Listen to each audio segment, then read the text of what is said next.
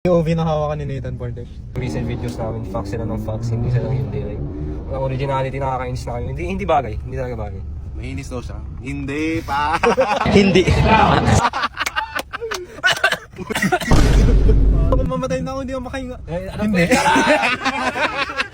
Alam mo ano yung best part? 1 hour yung drive namin. So, Adrian is stuck with us for 1 hour na naririnig lang na yung... Kaya magsabi, ibabangga ko doon. Uy, wag naman. Like, gusto ko pa mag-graduate. Shut up! Wag mo sabihin!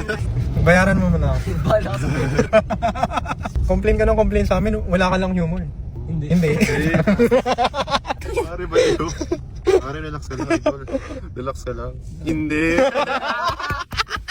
Tingnan mo ano yung ginawa mo sa amin, Nathan. Ano na, ba't mo kami in-infect, Nathan? Hindi.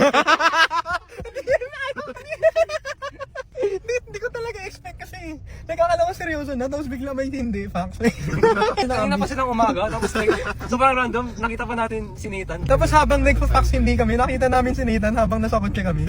What the fuck? Uy! Spotted, Nathan spotted. Spagay tayo. Bye-bye. Tapos habang nakita namin si Nathan kanina, itong buwan na to, sinabi pa niya sa kanya hindi ka nakakatawa. Oo, di ba? Sinabi mo sa kanya. Ah, kung ano? Hindi. Isang oras pa. Isang oras pa kasama yung mga to, bro. Hindi kasi nakakatawa kung kayo eh, si Nathan. So kung si Nathan nagsabi nakakatawa. Oo, kasi si Nathan eh, kayo. Like anong problema mo sa amin? Kasi hindi bagay sa inyo eh. No, hindi. Hindi.